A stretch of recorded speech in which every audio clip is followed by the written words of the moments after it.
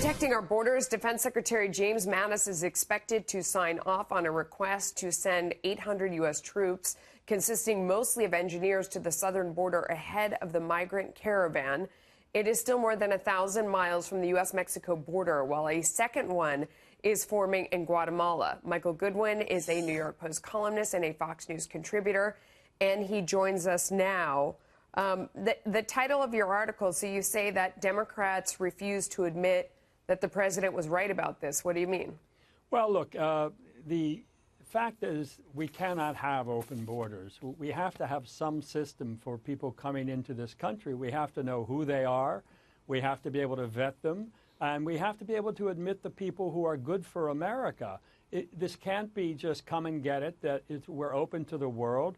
Certainly, we get our hearts go out to the people in Central America. I mean, these are the murder capitals of the world. Most of the murders go unsolved, not 95%, according to the Wall Street Journal recent report. So these people are clearly fleeing hellholes. But that does not mean that America can or should open the doors, because there is, as you know, Melissa, in the business world, the moral hazard. I mean, everybody would follow if we were to do that. There would be no end to it. So we have to reinforce the system. I'm a little concerned about the military. We don't know what's going to happen when the caravan actually gets here. It's good news that it seems to be shrinking in some parts, that people are staying in Mexico. But I think it is a fraught situation for the country, and therefore politically, because of the midterms coming up so soon. It's hard to know, what people think as they look at this scene. Some people look at some of the pictures that we're showing, and it's frightening, especially as they break into Mexico's southern border, and, right. They try to stop them, they break down the fence and come in. Others see all these small children without shoes, and they wonder how anyone can say no. How do we really know how voters feel about these pictures? Because it is so contentious.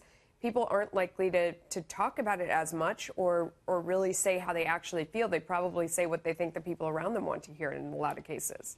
Well, if you recall, a few months back, the photographs of children being separated and children wailing, yeah.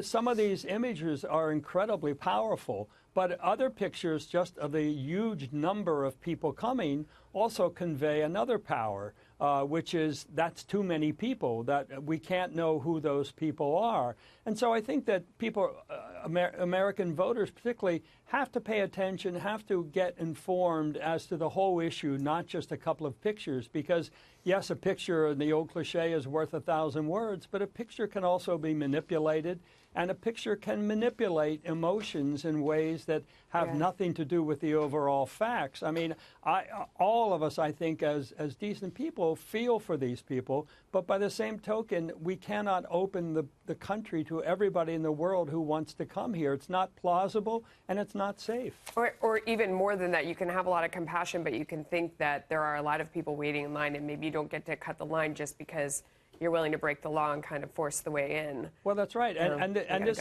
appears to be organized as well. Yeah. Michael Goodwin, thanks for your time. Appreciate it.